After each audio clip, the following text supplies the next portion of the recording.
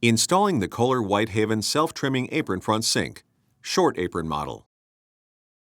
For the installation, you will need the following tools and materials: tape measure, level, safety glasses, painter's tape, saw, clamps, construction adhesive, silicone sealant.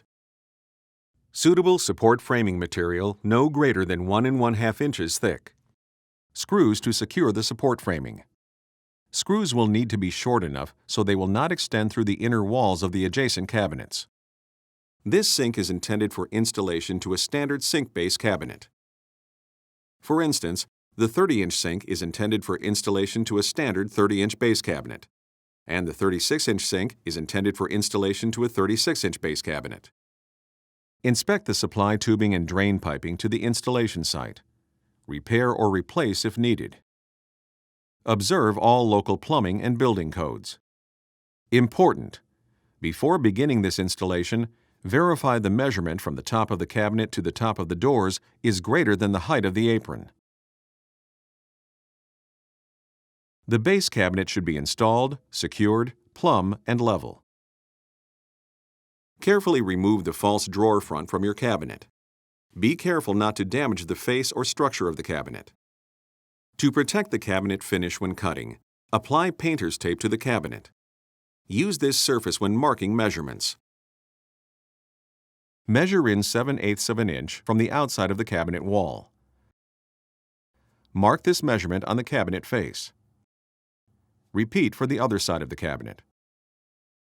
Cut along the marked line until your cut extends slightly below the front rail of the cabinet. Repeat for the other side.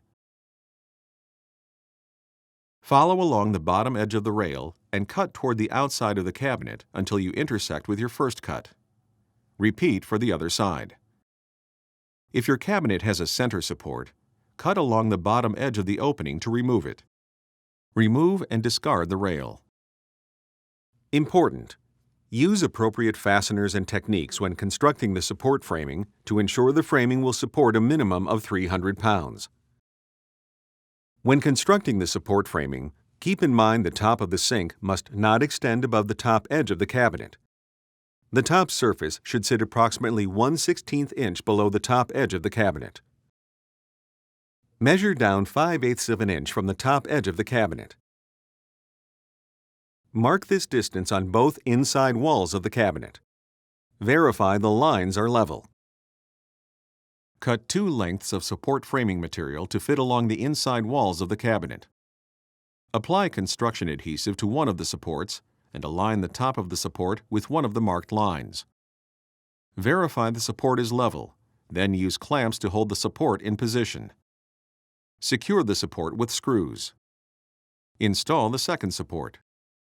For additional support, you can install vertical supports to run from the installed supports to the floor of the base cabinet. If available, install the strainer assembly to the sink. Notice: risk of personal injury or property damage. Cast iron sinks are heavy. Get help when lifting or moving the sink. Lower the sink onto the supports. Verify the sink is fully supported.